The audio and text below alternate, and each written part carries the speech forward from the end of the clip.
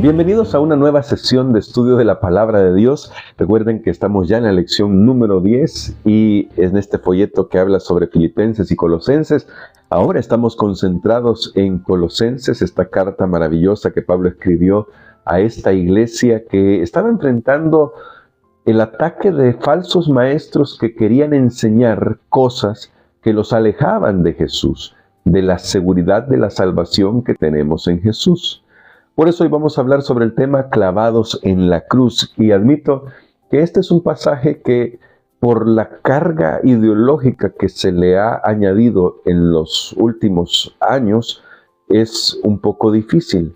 Pero si lo leemos el texto aquí despacio, simplemente viendo el contexto, nos damos cuenta que en realidad es un pasaje fácil de comprender. Y espero, con la ayuda de Dios en este video, poder explicar a qué se refiere este pasaje, especialmente cuando habla de aquello que fue clavado en la cruz. Pero vamos a leer el pasaje luego de hacer esta oración.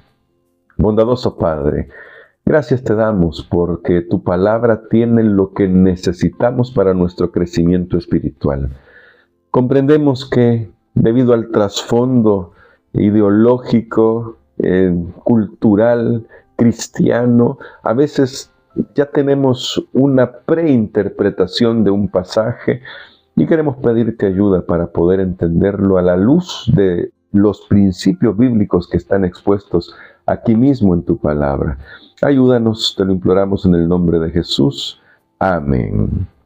Hoy vamos a leer los versículos 11 hasta el 15. Es una lectura extensa, pero deberíamos recordar que viene desde el verso 8 que estamos leyendo el día de ayer, que habla sobre los engaños con huecas sutilezas, filosofías y huecas sutilezas basadas en tradiciones humanas. Ahí hay una clave de interpretación, esta frase, tradiciones humanas.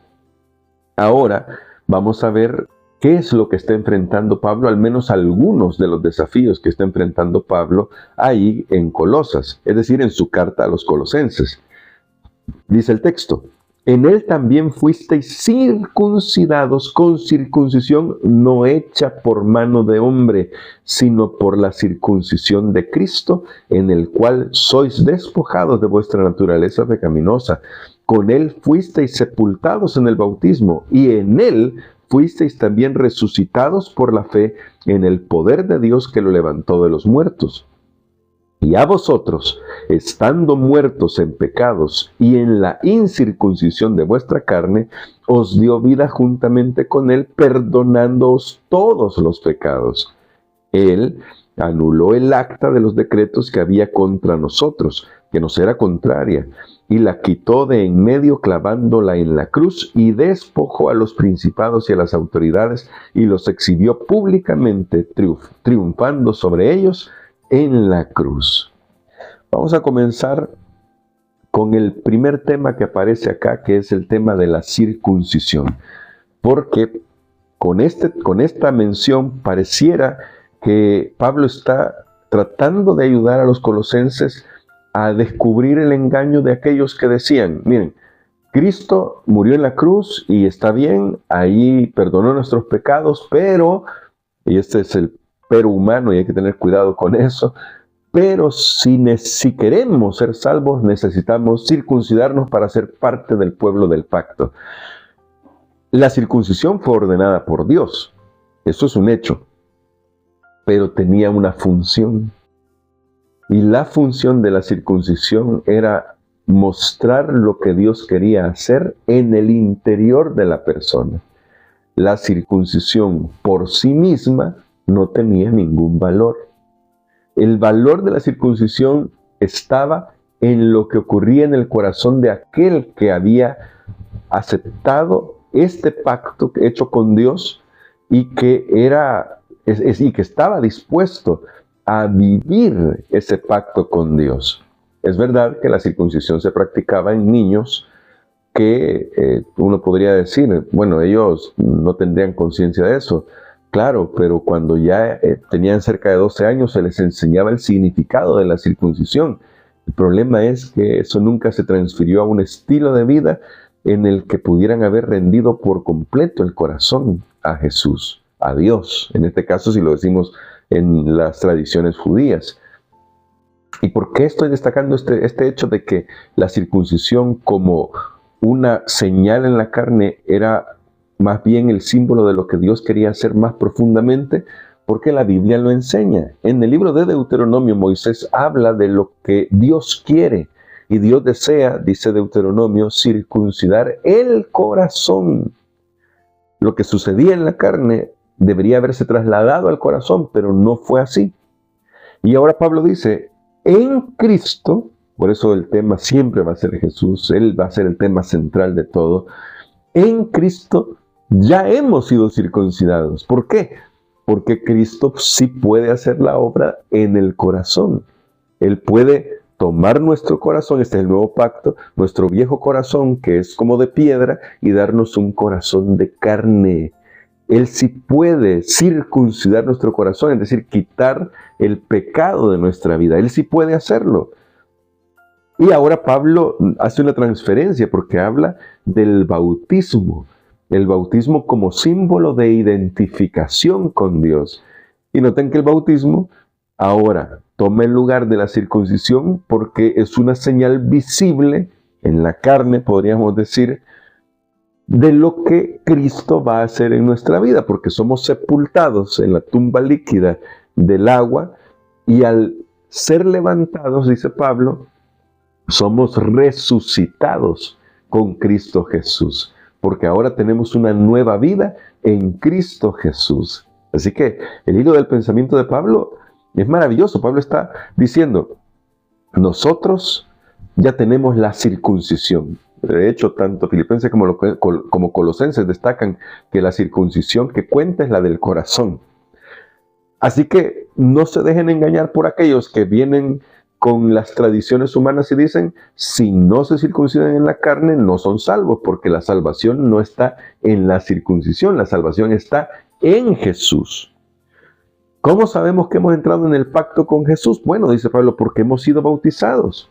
Y en Jesús, este símbolo representa nuestra muerte y resurrección.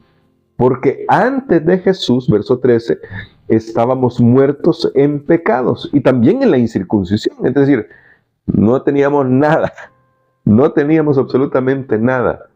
Pero en Él ahora tenemos el perdón de los pecados. Después de esto es que Pablo ahora introduce esta expresión.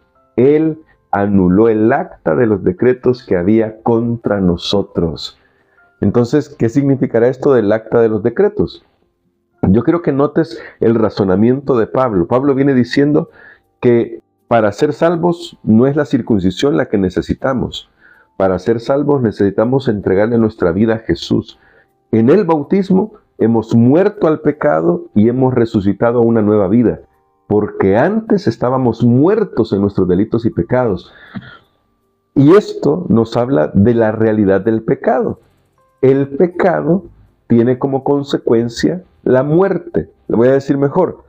El decreto que pesa sobre el pecado es la muerte. Ese es el decreto que pesa sobre el pecado. Como el decreto que pesa sobre el pecado es la muerte, nosotros que somos pecadores tenemos una deuda con la justicia de Dios. Esa deuda se salda solamente con la muerte.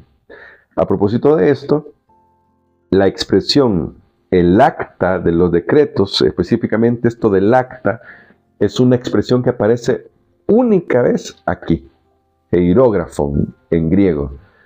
Y hierógrafon, que solo aparece aquí en el Nuevo Testamento, se usaba fuera del Nuevo Testamento para hablar de los pagarés de deuda. Es decir, alguien que, tú y yo estamos relacionados con esa palabra, que firmaba un pagaré ya estaba en deuda.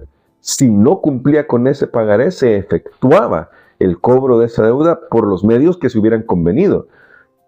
Así que lo que está diciendo Pablo acá es que gracias a Jesús, y lo va a reforzar en el verso 15 cuando habla de la muerte de Jesús en la cruz, y bueno, al final del verso 14, cuando cuando se nos menciona esto, se nos está diciendo que la deuda que nosotros teníamos, Cristo la pagó en la cruz. ¿Cuál era la deuda que nosotros teníamos? La deuda del pecado. Y yo quiero que noten que esta es la lectura natural del pasaje. Si yo leo este pasaje viendo todo el contexto, me doy cuenta que lo que se clavó en la cruz fue mi deuda, fue tu deuda, la deuda que tenemos con el pecado. Porque cuando Jesús murió en la cruz del Calvario, recibió la retribución divina, la ira divina. Es decir, Jesús cuando murió en la cruz, murió la segunda muerte, murió la deuda del pecado, pagó la deuda del pecado. ¿Para qué? Para que nosotros recibiéramos el perdón del pecado y para, el verso 15, despojar a los principados y autoridades. Porque los demonios, Satanás mismo, creyeron que habían logrado la victoria, pero la cruz los desnudó. La cruz demostró que estaban derrotados por completo y la resurrección de Cristo certificó esa derrota que recibió el mal en la cruz. Ahora, alguien dirá, sí, pero aquí habla de los decretos que nos eran contrarios. Sí, porque vuelvo a repetir, ¿cuál es el decreto que pesa sobre el pecado? El decreto que pesa sobre el pecado es la muerte. Eso nos es contrario. Entonces Cristo viene, toma eso que nos es contrario a nosotros, la deuda que está decretada sobre nosotros, la paga y con eso garantiza nuestra seguridad y nuestra salvación. Para mí es fácil leer este pasaje y decir, esto es a lo que se refiere. Algunos, y tengo que hacer notar esto, algunos han supuesto que lo que está diciendo Pablo aquí es que se anularon los 10 mandamientos. ¿De dónde sacan esa conclusión? No lo sé, porque cuando leemos el pasaje, como lo hemos leído de manera despacio y viendo el razonamiento de Pablo, nos damos cuenta que no tendría sentido. Y no tendría sentido además porque Pablo en Romanos 7 dice que la ley de Dios, los 10 mandamientos, es santa, justa y buena, porque reflejan el carácter de Dios. Nos señalan el pecado, es decir, nos muestran que es abominable a la vista de Dios, pero también nos muestran que el carácter de Dios es justo y fiel, que el trono de Dios se va a mantener firme por siempre porque es justo y fiel. Además, en varias de sus cartas, Pablo toma diversos elementos de los 10 mandamientos para dar sus explicaciones de cómo vivir la vida cristiana. Así que Pablo no puede estar hablando en contra de los 10 mandamientos porque no tiene sentido en el contexto más amplio de las cartas de Pablo, ni en la lectura natural de este pasaje. Y quizás para responder a los que dicen que aquí está hablando de los 10 mandamientos, dentro también de la Iglesia Adventista está otra teoría, y es la teoría de que Pablo está hablando que lo que fue clavado en la cruz es la ley ceremonial. Y el contexto pareciera favorecer esto cuando habla de la circuncisión, que era parte de la ley ceremonial, o, como vamos a ver el día de mañana, cuando habla sobre los ritos, bebidas, comidas, días de fiesta, lunas nuevas y sábados. Muchos creen entonces que lo que fue clavado fue la ley ceremonial, para contrastarlo con la ley moral de los 10 mandamientos.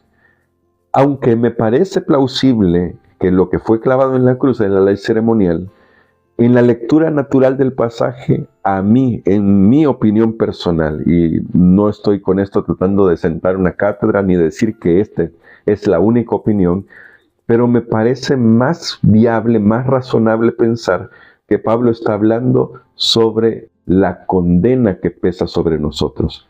Así que cuando Pablo dice el acta de los decretos que nos era contraria, pienso yo que lo que él está tratando de decir es que Jesús ahí saldó la deuda que todo hombre tiene, la deuda del pecado. Y aquel que acepta a Jesús ha pasado de muerte a vida porque Cristo lo ha perdonado gracias a que él exhibió públicamente a las fuerzas del mal y los derrotó. Si se refiere al tema de la ley ceremonial, es posible. No descarto eso. Es muy posible que sí, por el contexto que nos habla de la circuncisión y luego de los días de fiestas. Pero definitivamente la ley moral no podría caber aquí porque la ley moral no nos es contraria. La ley moral, de hecho, es un cerco de protección. Los 10 mandamientos son un cerco de protección. Incluso diría más sobre el tema de la ley ceremonial. La ley ceremonial en sí misma creo que no era el problema para Pablo, sino todos los agregados a la ley ceremonial que intentaron explicarla y que eran tradiciones humanas y que hacían, por ejemplo, que en un día de reposo no se pudiera caminar más de cierta cantidad, o que hacía que mientras que un judío no podría encender fuego en un día de reposo, un gentil sí lo podría hacer, porque total ya estaba condenado. Es decir, todas esas tradiciones son más bien las que creo que Pablo tiene en mente si pensáramos que está hablando de la ley ceremonial que fue clavada en la cruz. Así que, en este sentido, yo les invito a estudiar la Biblia y a sacar sus propias conclusiones. Vuelvo a repetir para resumir. Queda claro acá que Pablo no puede estar hablando de la ley moral porque la ley moral es un cerco protector y refleja el carácter de Dios. Los 10 mandamientos son eso, un reflejo del carácter de Dios. Si está hablando de la ley ceremonial, pareciera ser esto sostenido porque habla de la circuncisión y de los días de fiesta y de las comidas en las fiestas. Pero pienso que si lees el pasaje de manera directa y vas viendo el razonamiento de Pablo, creo que Pablo está hablando de lo que se anuló fue la deuda que tenemos como pecadores. Ya estamos endeudados sin Cristo, pero cuando Cristo mora en nuestro corazón, gracias a lo que Él hizo en la cruz, entonces la deuda queda saldada. No por nosotros no hicimos nada, no pudimos hacer nada para saldar esa deuda, pero Cristo lo hizo. Y por eso es que Pablo destaca esto. Pablo destaca, ahora en Cristo estamos completos, porque Él pagó nuestra deuda y entonces ahora podemos vivir una vida segura en paz con Dios. Esta vida segura en paz con Dios nos permitirá vivir el Evangelio de Dios. Es decir, ser fieles y obedientes, no porque nos vamos a ganar el cielo, sino porque Cristo ha ganado el cielo por nosotros y Él nos asegura el poder para vivir una vida mejor. Espero que con la ayuda de Dios esto nos haya servido por lo menos de reflexión. Y vuelvo a repetir, espero que lo que estamos estudiando te permita también seguir profundizando en la palabra. Leo tus comentarios, a ver qué piensas sobre la explicación de este pasaje y espero que con la ayuda de Dios tú puedas crecer en la gracia y el conocimiento del Señor Jesucristo. Así que vamos a orar pidiendo que el Señor nos ayude a vivir con gozo y esperanza por lo que Cristo hizo en nuestro favor. Te damos gracias, querido Padre, por la obra de nuestro Señor Jesucristo y alabamos, oh Señor Jesús, tu nombre, porque tú exhibiste al mal en la cruz. Allí, oh Dios, el mal fue derrotado. Cristo venció y certificó su victoria con su resurrección. Gracias por pagar mi deuda. Yo no merezco que tú hayas pagado mi deuda, pero acepto por fe lo que tú has hecho por mí. Y te imploro por cada uno de los que está en sintonía de este estudio, para que tu Espíritu Santo les ayude a vivir esta realidad de que en Cristo hemos sido adoptados en la familia celestial, nuestra deuda ha sido pagada y entonces todo lo que nos era contrario ha sido quitado de en medio y ahora lo único que tenemos que hacer es mirar a Jesús y caminar en pos de Él. Gracias por tus bondades, pues oramos en Jesús nuestro Señor. Amén.